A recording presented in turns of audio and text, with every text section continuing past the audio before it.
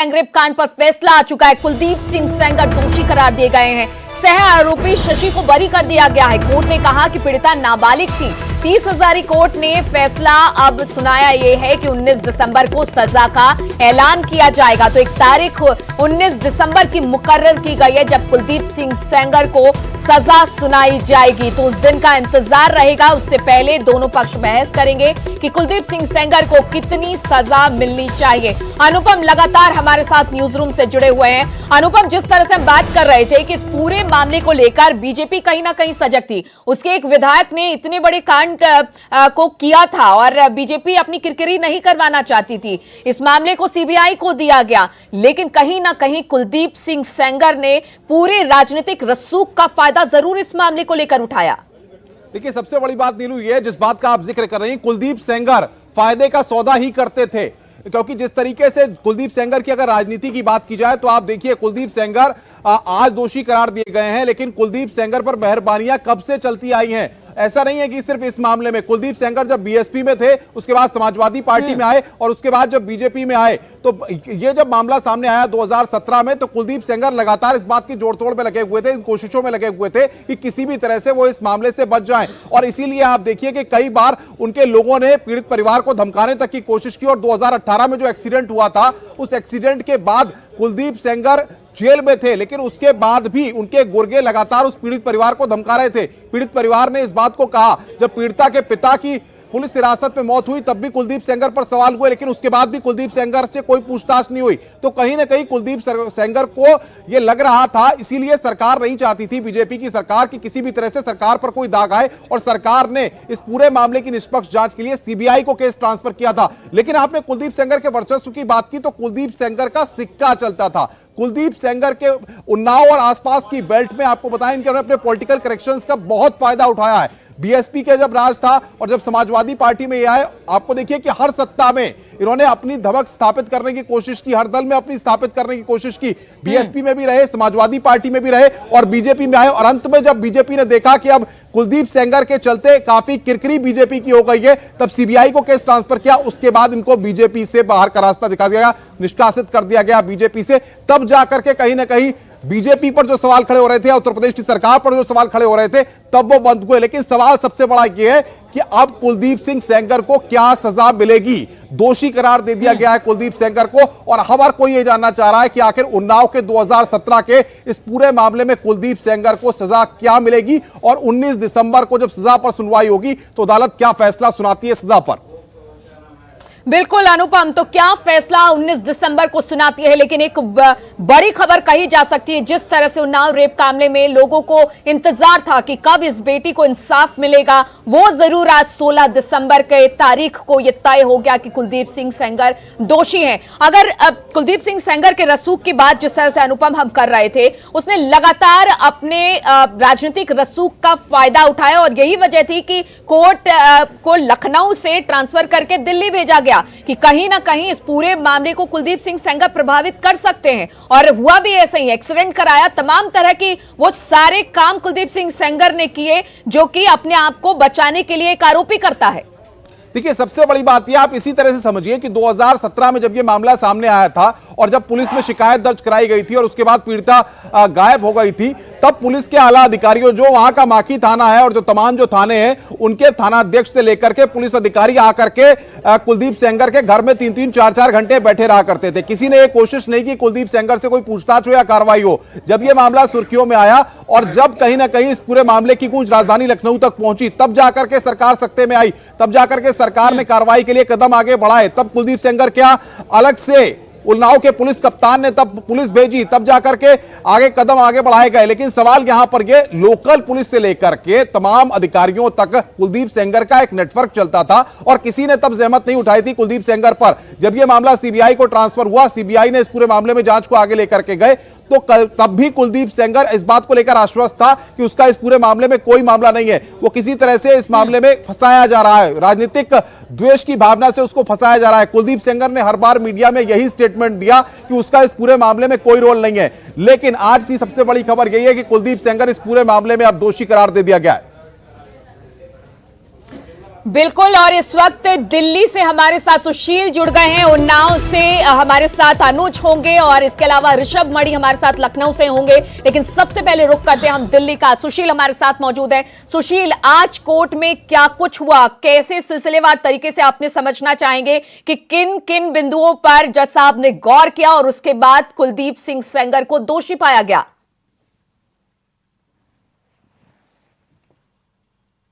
देखिए, साफ तौर से नीलू, मैं आपको बताना चाहूंगा कि इस पूरे मामले में जज साहब 2 बार ये पूछ चुके थे कोर्ट में। जब 3 बजे इस पूरे मामले की सुनवाई होनी थी तो उन्होंने कोर्ट में जो फिलहाल पुलिस वाले होते हैं उनसे पूछा गया कि अक्यूज्ड को आप कितनी देर में ला रहे हैं। हालांकि अक्यूज्ड का इंतजार किया जा रहा था कोर्ट की तरफ से।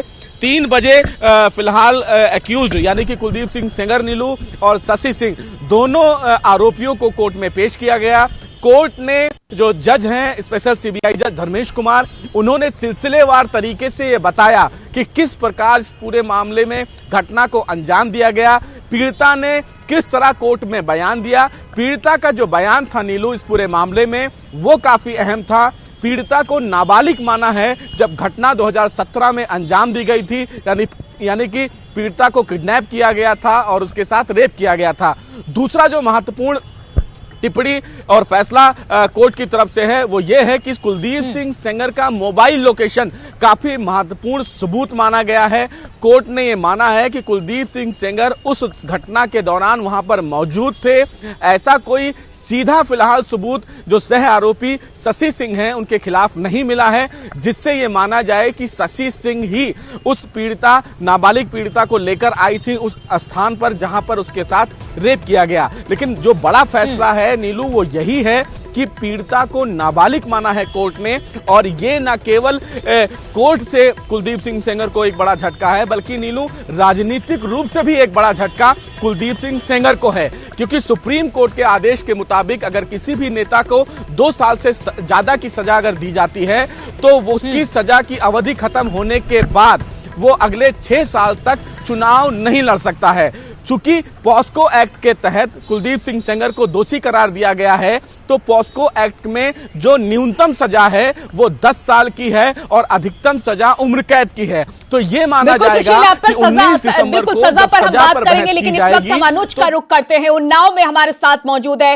अनुज, अगर बात की जाए उन्नाव की, ये पीड़िता उन्नाव की ही रहने वाली थी, हालांकि अभी उनका परिवार वहां पर नहीं है, लेकिन फिर भी अब जब इस तरह की खबर आ रही है, क्या बोल रहे हैं लोग वहां पर जिस तरह से कुलदीप सिंह सेंगर को दोषी करार दिया गया?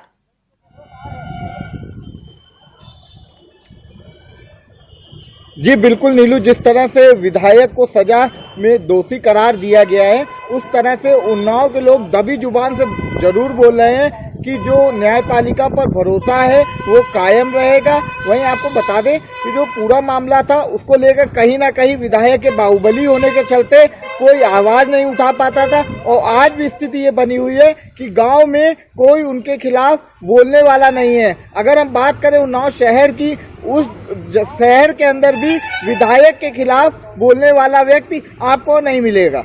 और जिस तरह से बिल्कुल, तो कुलदीप सिंह सेंगर की दबंगाई इतनी ही थी कि आज जब दोषी करार दिया गया है कुलदीप सिंह सेंगर को तो भी इस पर कोई कुछ नहीं कह रहा है। अनुज हमें बता रहे हैं कि लगातार दबी जबान से जरूर लोग कह रहे हैं कि सजा मिली है, सही फैसला लिया है कानून ने, लेकिन फिर भी कोई खुलकर सामने नहीं आ रहा। इस बात से आप समझ सकते हैं कि कितना दबंग व्यक्ति था। और ऋषभ मणि भी लखनऊ से हमारे साथ जुड़े हुए हैं। ऋषभ, आज कुलदीप सिंह सेंगर को दोषी करार दे दिया गया है, सजा का ऐलान 19 तारीख को हो जाएगा। किस तरह से लखनऊ में इसको लेकर प्रतिक्रिया मिल रही है, किस तरह की प्रतिक्रिया देखने को मिल रही है?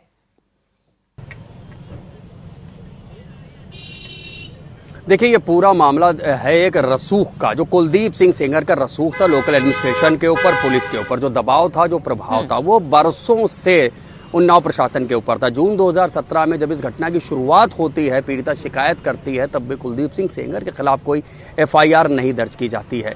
अप्रैल 2018 में जब पीड़िता के पिता के साथ मारपीट की जाती है और खुद ही उसको एक अवैध असलहे के साथ पुलिस जेल भेज देती है और फिर जेल में भी उसके पिता की मौत हो जाती है, तब युवती का गुस्सा फूट पड़ता है। उसके बाद वो सीएम आवास के बाहर खुद के ऊपर मिट्टी तेल डालती, आत्मदाह का प्रयास करती है। फिर उसके बाद सीबीआई को मुकदमा जाता है, सीबीआई केस दर्ज करती है, तब 13 अप्रैल 2018 को गिरफ्तारी होती है कुलदीप सिंह सेंगर की, तब से वो जेल में ही है। पुलिस प्रशासन शुरू से ही नतमस्तक रहा, घुटनों के बल पे था कुलदीप सिंह सेंगर के सामने। कुलदीप सिंह सेंगर बसपा, सपा और भाजपा तीनों पार्टी से विधायक रह चुके। जब घटना हुई उस वक्त वो भाजपा से विधायक थे, भाजपा की सरकार थी। ऐसा कहा जाता है कि हमेशा से ही वो सत्ता से जुड़े रहे, वो जब भी जिस पार्टी से विधायक रहे उसी पार्टी की सरकार रही। तो चाहे 2017 में नेहा पांडे उन्नाव की एसपी रही हों या 18 में जब ये मामला हुआ पुष्पांजलि उन्नाव की एसपी रही हों, तब भी ये बात गाहे बगाहे सामने आती रहती थी कि कुलदीप सिंह सेंगर तो कहा जा सकता है कि चाहे आप कितने भी रसूखदार क्यों ना रहे, चाहे आपकी पहुंच कितनी भी ऊपर तक क्यों ना रहे, लेकिन अगर आपने कुछ गलत काम किया है तो कानून आपको बख्शेगा नहीं, कानून से आप बच नहीं सकते हैं। आप तमाम लोग हमारे साथ बने रहिए। रुकेंगे एक छोटे से ब्रेक के लिए, जल्द लौटते हैं।